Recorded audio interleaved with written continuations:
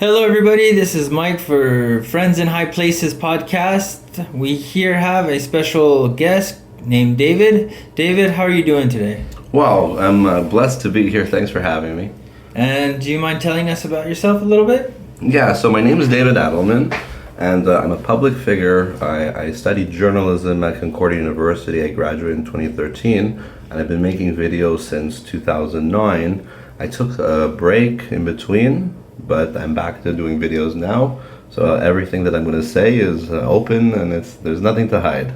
That's good to hear. That's good to hear. We have a lot to go because we've had a couple conversations, and those conversations were pretty intense. Pretty deep and intense. So, what's your? Let's start off. What's your diagnosis? Okay, so I'm manic bipolar, and also ADHD.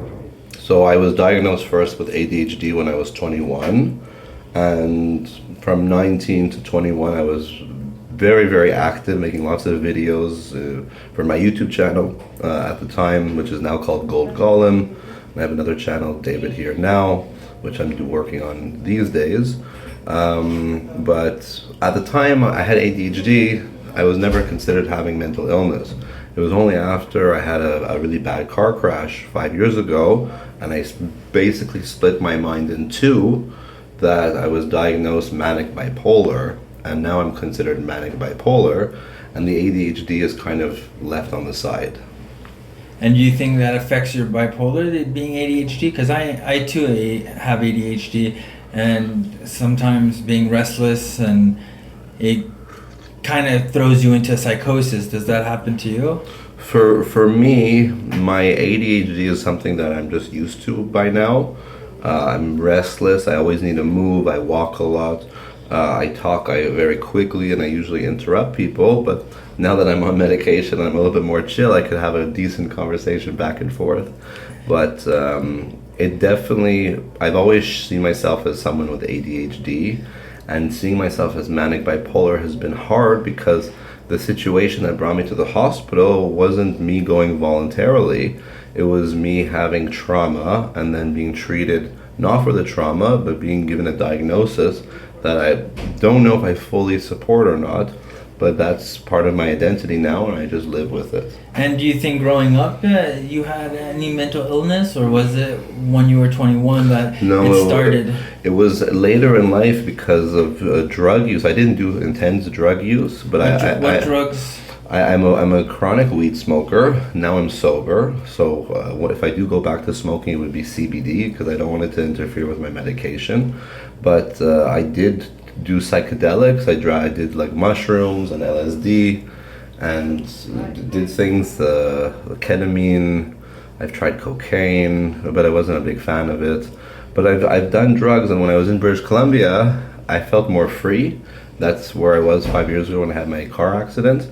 And there I did try drugs with other people. I did ketamine a bunch of weekends. I did coke a bunch of weekends.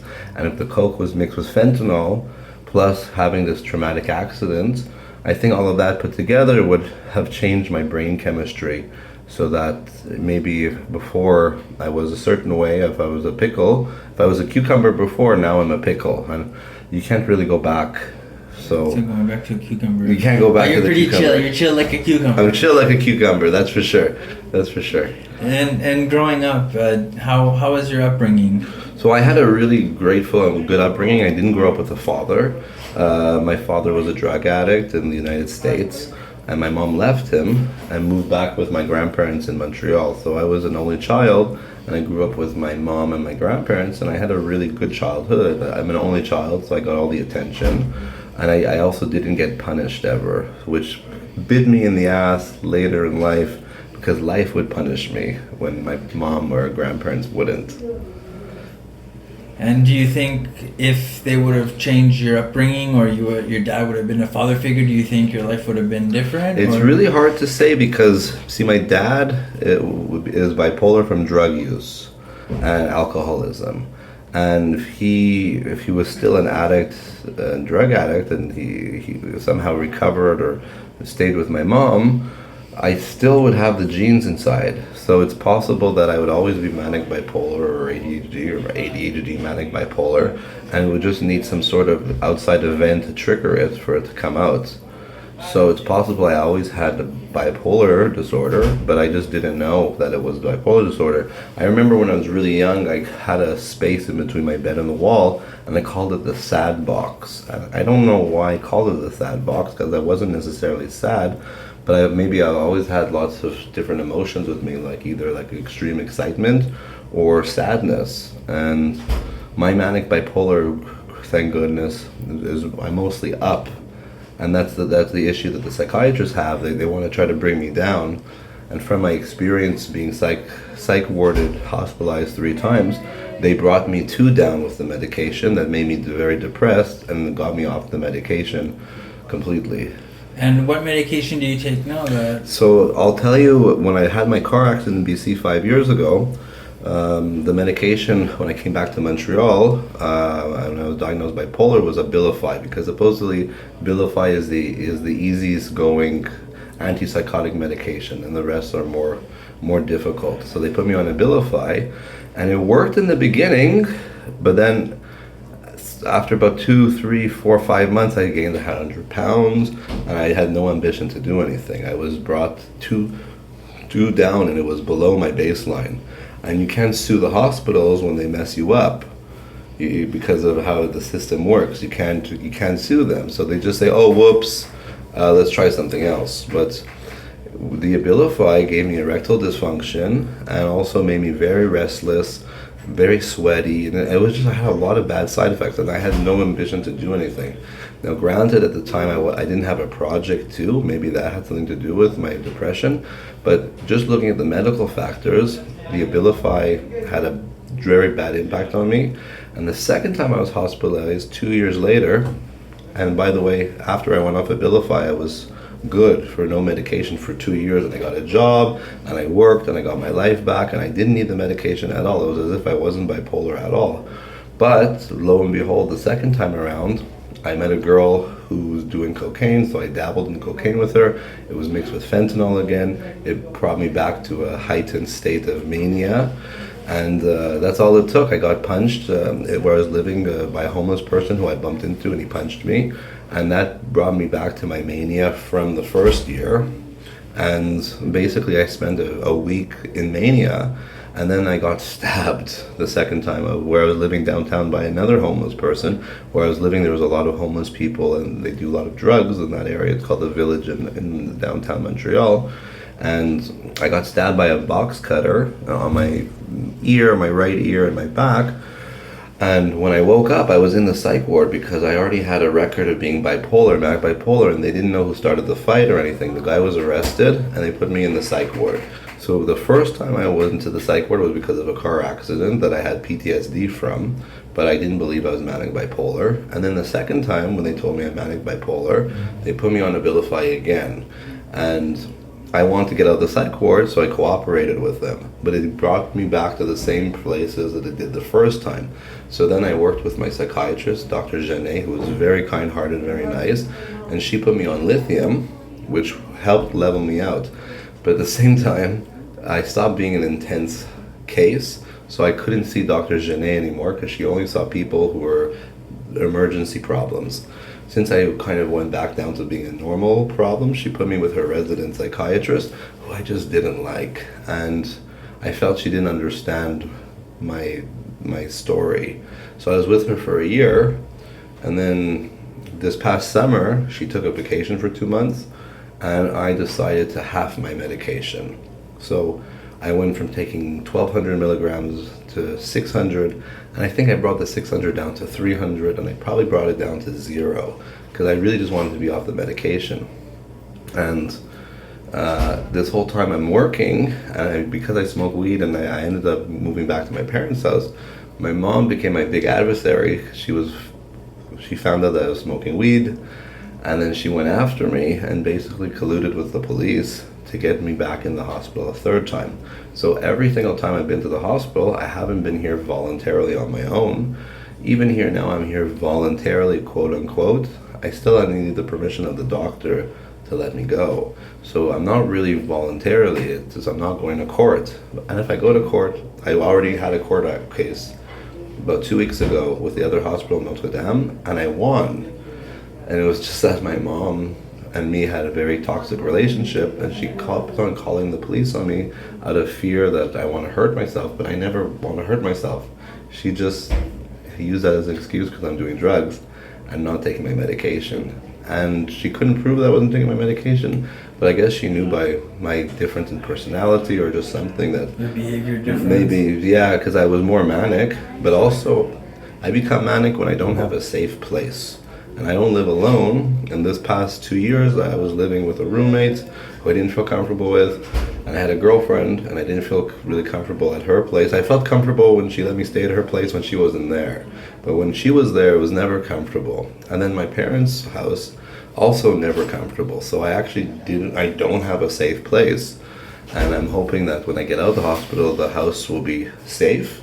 Like, because my parents know that I'm not doing drugs, and they spoke to the psychiatrist, and if everybody's on the same page, I could have a better home environment. But I actually need to save money and move out so I could have an autonomous life and have my own safe space. So I feel my mania comes out when I don't have a safe space. Like right now I feel comfortable sharing and talking to you, so there's no mania and I could be quite calm.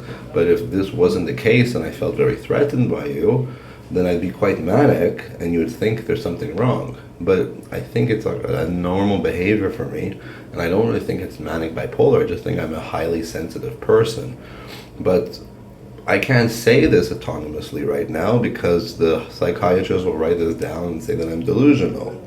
So I have to play the game because there's no other way when you're in the hospital to go. It's a shitty system, unfortunately. But I try my best to see the positives of it, and if I'm harmoniously working with everybody and I'm honest, then I don't have anything to lose. So that's why I'm sharing this information with you, and that's why I'm also working with a psychiatrist, and just to hope that we can make a better system out of this broken system that we have. And I do agree with you. It is a broken system because I'm well enveloped in it, and it's taking strands out of my life and out of my well-being, spending time here where I shouldn't be, and I should be elsewhere. Do you think if tomorrow you were to be free, do you think that anything would change? Well, if I was let out tomorrow, which wouldn't happen because this is Saturday, the doctors aren't working. But let's say if I was let out on Monday or Tuesday of next week, and they said, "Oh, we saw you take your medication, and we see you're stable, and we're going to make a path for you to meet an external psychiatrist," I'm going to go back to my parents' house, and it's going to be safe as long as I respect the rules of not doing drugs and maintain my medication. So then I have to play by their rules. So I have to play the game still even out of the hospital for another month or 2 months just to save some money, so then I could find a place on my own and then have my own decisions and have my own choices. My body is supposed to be my own choice. But right now my body is being influenced by outside factors that are quote unquote worried about me. And I find the word worried is a very nasty word because it's a low-key word for control. My parents want to have control on me. I'm an only child. My mom wants to control. The way she grew up was with control. Our parents' generation is all about control. And everywhere in our society, it's about control and who has the higher word and who's the alpha. And I just really just want to be myself and want to be like left alone and not take anything. But right now, the lithium I take doesn't have a negative effect on me.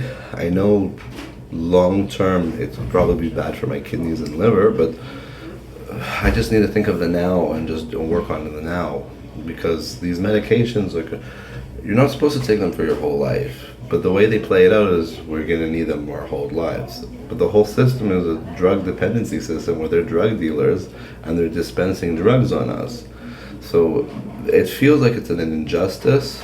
And also I wish we had in our Western philosophy or Western culture another alternative to this, but we really don't. Like, we had religion until like 100 years ago. Everyone was religious, so if you had a mental illness, you'd be seen as like having a demon inside you, or an exorcism, or like it would be something with to do with God, or you'd be put in a loony bin and electrocuted or given a lobotomy. Like, it's really dark. Now our system doesn't come from a place of love. But I'm coming from a place of love, so I want to put my love into the system and just see what could come of it.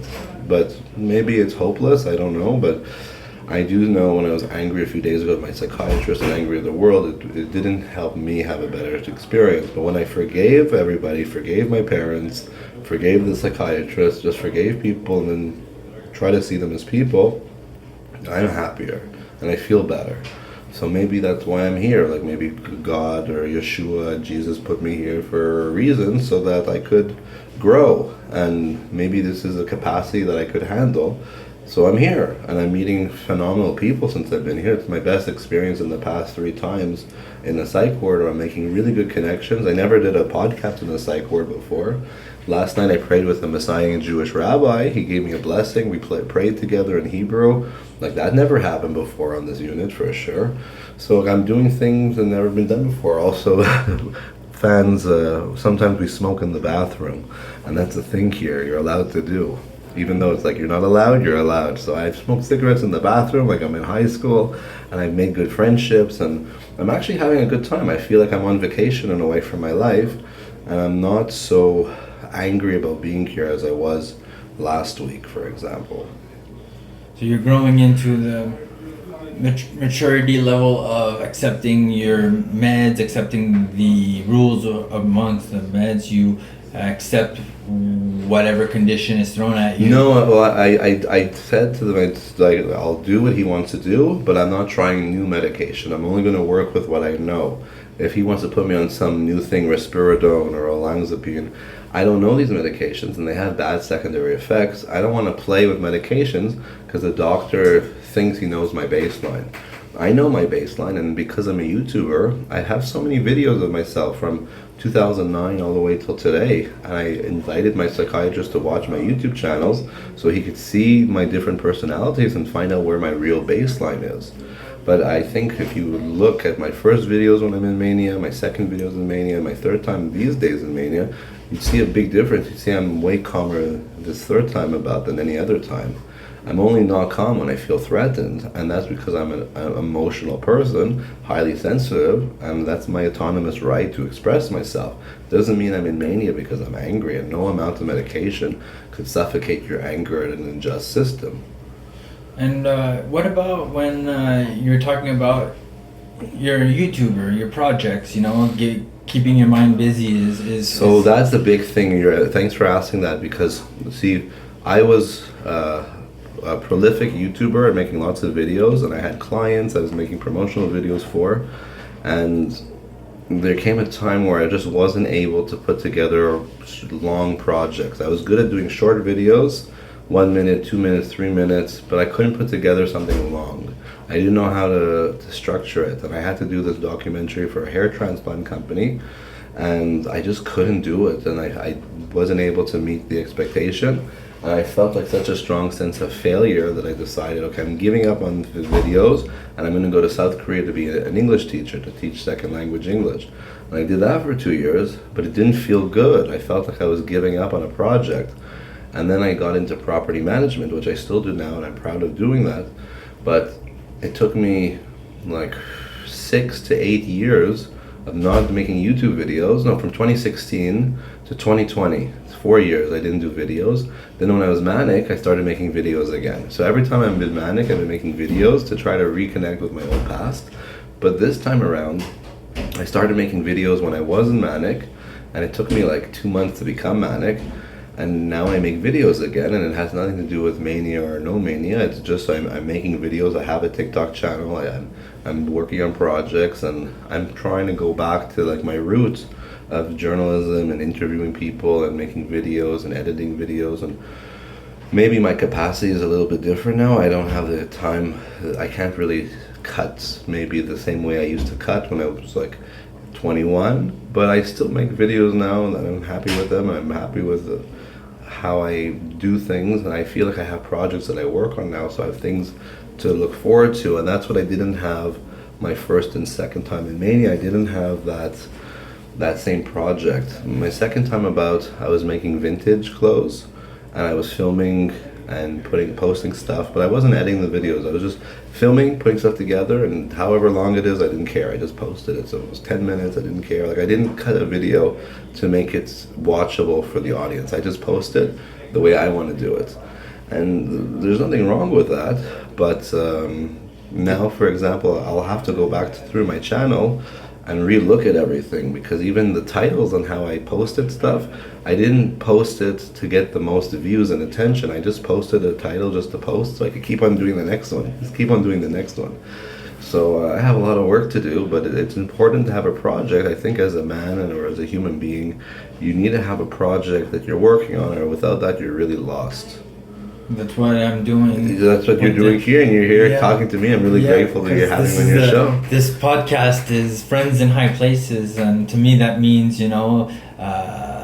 quite literally, like people that are above you, like you were saying earlier, the alpha, the upper echelons of society, where you look up to the doctor, you look up to the nursing, you look up to people that can help you, when you're in the lowest place possible. Well, this wasn't my lowest place. My lowest place would have been my first time manic. I feel like I'm in equilibrium now, and the doctors just don't recognize it because they don't know me. But that's because I only met this doctor like twice. And my old doctor I saw like months, so many times. So my old doctor from the different hospital knew me, but this doctor just doesn't know me.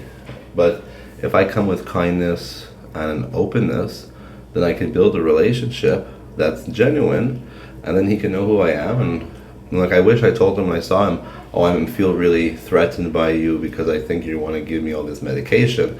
But I didn't say that. Instead, I was just talking really quickly, and I was showing him that I'm manic. But I wasn't. I was just reacting to this feeling inside. But they don't know that. So I feel like... And it's hard to explain that feeling inside without sounding completely batshit crazy. Yeah, exactly. And, it's almost borderline, do you hear voices, or is it your intuition speaking to you through your heart, or is it you guiding by instinct? And to me, at least, it's been a big roller coaster, and I've been stabled for several months now, and still locked up in detention now, but I had some freedom and squandered it away. Yeah, I could say for my first time mania, when I got off medication completely, like, I had the opportunity to be sober and to stay straight, but slowly as time went by, I was drinking with my coworkers, and then I started smoking weed with my coworkers or people like in my area, and it became like a free-for-all. And whenever I feel like I have a lot of freedom and I can do all these hedonistic things, it always bites me back in the butt. It always comes back, and I think this time around, like, when I'll get out, I have to just stick straight and narrow. What changes are you going to make in your life to stay straight and narrow? So, look, I like to smoke, but I don't even get high when I smoke THC. Like, the past year I've been smoking THC and it didn't do anything for me. So it's just wasting money. But if I do really like to smoke, I would choose CBD over cigarettes. So I would spend $20, buy whatever, 3.5 of CBD, and roll it myself and smoke CBD, not to get high, not just for the pleasure of smoking, because I like smoking. And I would do that, but I wouldn't dabble in THC, and I would stay away from alcohol. I'm not interested in drinking anyways, and I just keep up my medication and keep on exercising and keep focusing on my job, because I make videos for leasing, because I show apartments. So I film the apartment, I take photos. So I'm still doing my creative journalism, just now in property management, helping people find places to live. And then on my side, I have my fun TikTok that I make, my fun videos, and I have my creative elements. I'm a painter, I do art. So I want to get back to that. I started learning jewelry making before and during my manic episode recently. So I got a refund from that class, but I definitely want to keep going to learn jewelry making, because it's something I have fun. And I think just by being busy with different projects, I'll be okay. And as long as I'm living with my parents, as long as I can maintain a good relationship with them, that would be essential for my survival, because of my if the place I sleep doesn't feel safe, then everything in my whole life gets affected because I can't be safe anywhere. And then the only safe place becomes like my car. You can't live in a car, you know, like you're driving in the car. It's from A to B. You need to have your nest. So I just need to, where now, because I don't have my own place, I have to just work on preparing so I could have my own place. Because like I lived with a roommate before, and I do not want to live with a roommate again. And I had a girlfriend for a long time. I'm not in any situation or place to date again right now. I'm not looking to date. I need my own place, and that's like first and foremost. And then whatever happens after that will happen, but I want to have my own spot. That's that's a very good plan to have, and good projects to keep up coming, and Yeah. you can get a bigger audience, you know, reaching out for your real estate company. That's it. And That's you, it. You know, just stay out with the meds, and you know, don't. Yeah, that don't everyone's even, saying that. Even if you smoke weed with the meds, you know, I think it has like an effect where It does, it does. you think it's gonna affect your medication, so it kind of does. It does. It definitely does. It's crazy what mental power we can focus on and achieve, and then all of a sudden gets destroyed the second we think of it on the negative aspect. I've done a lot of self-sabotaging in my life where my own worst enemy was myself. So I think what I'm learning, I can't say I'm learned because it's never finished, but to just like to love yourself, to love the people around you, to be in a state of love, and just do your best to not have that fight or flight response where you want to fight, and you know, show that you're right, and this is my way is the only way, and fuck you, you know, like you do this thing I don't like. It just, I think it just should come from a place of gratitude and to have an openness and a willingness to grow. And you know, I think medication is important to get out of the hospital, and if the medication is doing its job and it has no effect on your body, then keep going. Maybe in the future there'll be another avenue, like maybe a private clinic, or maybe new breakthroughs in research, or who knows what the future will hold for people with mental illness. But I know that my personality now is manic bipolar, and I like that. I like being manic bipolar. I'm happy and grateful for my experiences, and I think it's not so bad being here. Actually, I got a chance to do a podcast, which is pretty cool. Yeah, it's a neat experience. It's a neat experience. And I think it's neat that I get to interview, you know, patients that are living the same thing that I am, and under the circumstances, you know, that creates a bond between us and everybody else. That's right. That's right. And even if you don't want to accept it, you know, everything happens for a reason, and like I believe there's no coincidences. The chances that are you and me are at the same time, yeah, same place, and we get along and we can have deep conversations and a very, very good podcast, I might add. That those are unique opportunities in life that you have to take with the most elegance, not elegance, but the most prestige, because you look back, you know, in 10, 20 years and you say, this is how I was, you know, and you re-listen to yourself during the podcast, yeah, and you're like, wow, I was so humbling, and this is, and you get to maintain, you know, that's something else that I wanted to do as a project where I get to follow-up interviews with people. Yeah, I hope you do, because it'll be nice to be back on the show. Yeah. Yeah. But thank you so much. Thank you for having me. I appreciate it. I really appreciate you sharing your you story too. with Thank us. you, brother. And I hope everything goes well. One step at a time, and we're in God's hands. We're in God's hands. Yes, we are. Take care, guys. Thank you so much for listening. This was Mike and David for Friends in High Places podcast. Take care.